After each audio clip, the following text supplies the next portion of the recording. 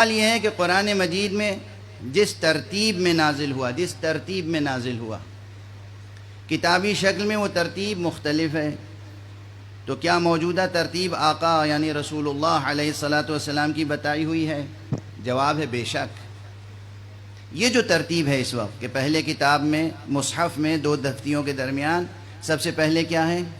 سورہ الحمد، اس کے بعد سورہ بقرہ، اس کے بعد سورہ آل عمران، اس کے بعد جو سورہ، یہ ترتیب کسی اور نے نہیں رکھوائی ہے، سرکار ختمی مرتبہ صلی اللہ علیہ وآلہ وسلم نے رکھوائی ہے۔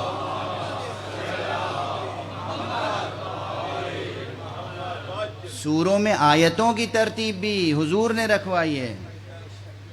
یہ روایتیں موجود ہیں کہ کوئی آیت نازل ہوتی تھی تو حضرت فرماتے تھے اس آیت کو فلاں سورے میں درج کرو،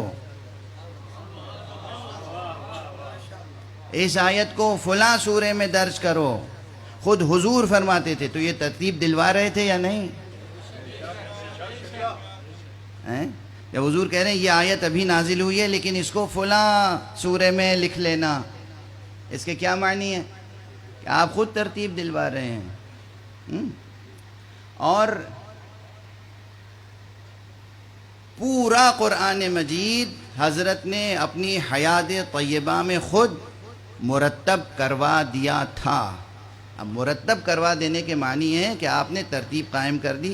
اس زمانے میں پریس نہیں تھے، اس زمانے میں فوٹو کاپیر مشینیں نہیں تھیں، اس زمانے میں یہ کاغذ انڈسٹری، پیپر انڈسٹری نہیں تھی، اس زمانے میں درختوں کی چھالوں پر اور جھلیوں پر، زیادہ تر ہرن کی جھلی پر اور مختلف اس پر لکھا جاتا تھا، وہ الگ الگ جمع تھا۔ اسی کو جمع کر کے مدون کرنا، یہ کام وہ تھا کہ جو آپ کے بعد قسم کھائی تھی امیر المومنین نے کہ میں اس وقت تک ردا نہیں ڈالوں گا دوش پر جب تک کہ قرآن کو جمع نہ کر لوں۔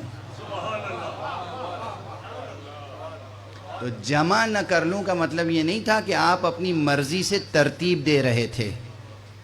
واضح ہوئی بات؟ حضرت رسول صلی اللہ علیہ وآلہ وسلم نے ترتیب دلوا دیا تھا۔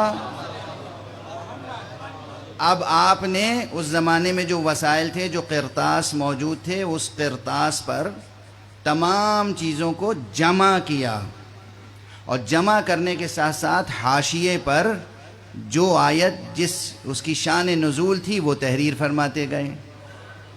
تو اب لوگوں کو تو بولتا ہوا قرآن چاہیے نہیں تھا،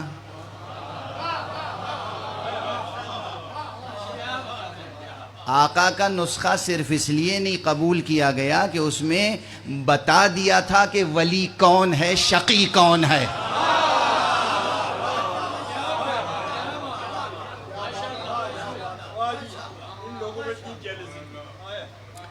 آیتوں کی تفسیری تشریح حاشیے پہ موجود تھی، اس لیے آقا کا نسخہ قبول نہیں کیا گیا، ورنہ آقا نے جمع کیا تھا۔ ترتیب جو آج ترتیب ہے یہ سرکار رسالت مآب ختمی مرتبہ صلی اللہ علیہ وآلہ وسلم۔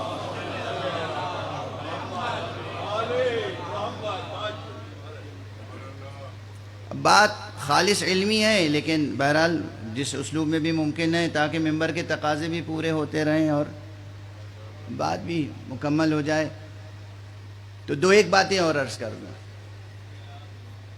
کہ بار بار جو اور شبہے پیدا ہوتے ہیں کہ صاحب سب سے پہلی آیت وہ نازل ہوئی تھی وہ تو قرآن میں آخر میں نظر آ رہی ہے، اور سب سے آخری آیت تھی وہ شروع میں نظر آ رہی ہے۔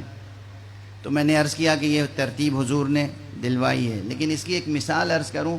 مثال صرف اس لیے عرض کر رہا ہوں کہ مثال ہے اور قریب ہو جائے حقیقت ذہن سے۔ یہاں مجمع میں ماشاءاللہ بہت سے شعراء ہوں گے، اگر کسی شاعر کو، صرف مثال ہے، کسی شاعر کو کوئی مصرع طرح دے دیجئے کہ بھئی اس پہ قصیدہ کہنا ہے یا سلام کہنا ہے یا غزل کہنی ہے، تو غزل میں یا سلام میں ترتیب کیا ہوتی ہے؟ پہلے مطلع ہوتا ہے، پھر کچھ اشعار ہوتے ہیں، آخر میں مقطع ہوتا ہے۔ اشعار کی ترتیب بھی ہوتی ہے سلام میں کہ شروع میں مدح اور منقبت کے شعر ہوتے ہیں اور آخر میں مقطع کے قریب غم کے، مصیبت کے، مصائب کے شعر ہوتے ہیں۔ لیکن جب آپ فکر سخن کریں گے، جب شعر کہیں گے، تو ضروری نہیں ہے کہ اسی ترتیب سے سلام ہو.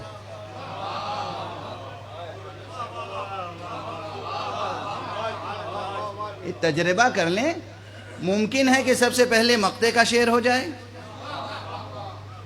اور سب کے آخر میں مطلع کہہ سکیں آپ. مطلع کہنے میں بہت دل جگر سب استعمال کرنا ہوتا ہے. ہاں، جو شاعر ہوتے ہیں شاعر، متشاعر نہیں. شعرور اور شعیر اور موال اور زجال اور راجز، ان کی باتیں نہیں ہو رہی. جو شاعر ہوتے ہیں مطلع کہنے میں تو دل جگر سب صرف ہو جاتا ہے، خون جگر صرف ہوتا ہے سخن گوئی میں بھی. ہاں، تو معلومہ مطلع سب کے آخر میں ہوا اور شعر بے ترتیب ہوئے. پہلے مصیبت کا شعر ہو گیا، پھر کوئی منقبت کا شعر ہو گیا.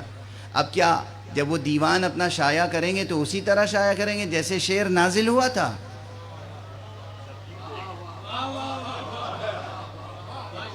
یعنی کیا یہ کریں گے پہلے مقطع لکھ دیا اور اس کے بعد دوسرے اشعار اور آخر میں مطلع؟ ایسا ہی کسی کو حق ہے کہ جناب شعر جب آپ کہہ رہے تھے تو میں موجود تھا، سب سے پہلے مقطع ہوا تھا، سب سے پہلے مقطع لکھیے، مطلع بعد میں ہوا تھا، سب کے آخر میں مطلع لکھیے. حق ہے آپ کو؟ نہیں، وہ شعر ہوا. اب جب پیش کرے گا اور ہمیشہ کے لیے اس کو اہل نظر کے لیے محفوظ کرے گا تو اس ترتیب سے جو تقاضائے سخن ہے.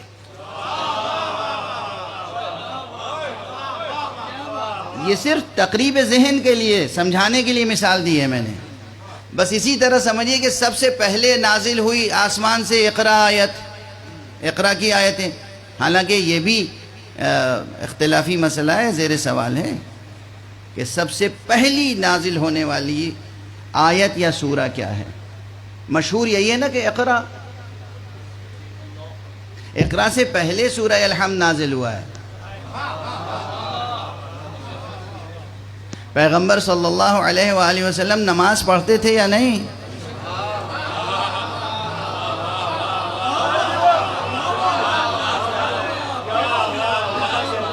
نماز میں کیا پڑھتے تھے؟ نماز میں سورہ حمد پڑھتے تھے. نازل نہیں ہوا سورہ تو پھر کیسے پڑھتے تھے؟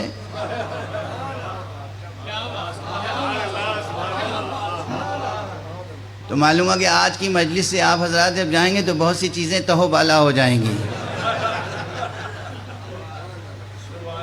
یہ بھی ایک مشہور نیریٹو ہے، یہ بھی ایک بیانیہ ہے مشہور کہ جناب والا ایک صلوات پڑھنا.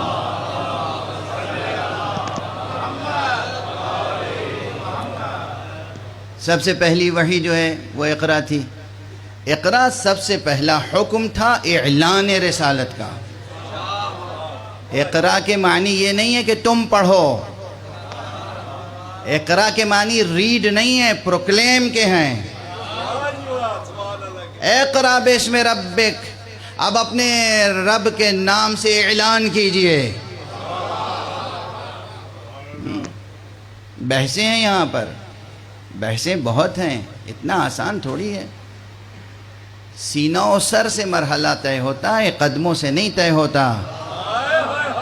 عشق و عرفان کی وادی میں، عرفان و عشق کی وادی کا سفر ان قدموں سے نہیں طے ہوتا، سینے سے اور سر سے طے ہوتا ہے. تو وہ حقیقت اپنی جگہ. اب جس ترتیب سے بھی نازل ہوا قرآن، مواقع تھے، حالات تھے، آیتیں نازل ہوتی تھیں، لیکن بعد میں حضور اکرم صلی اللہ علیہ وآلہ وسلم نے خود اس کو اسی ترتیب سے سورے اور آیتیں ترتیب دلوایا، محفوظ کروایا، اور یہی قیامت تک محفوظ رہے گا. اور جب جان قرآن اور ترجمان قرآن اور آخری ترجمہ قرآن جو پردہ غیب میں ہے وہ ظہور فرمائے گا تو اپنے ساتھ وہ نسخہ لے کے آئے گا جس میں قرآن کے حاشیے پر امیر المومنین کے قلم سے تعویل درج ہے.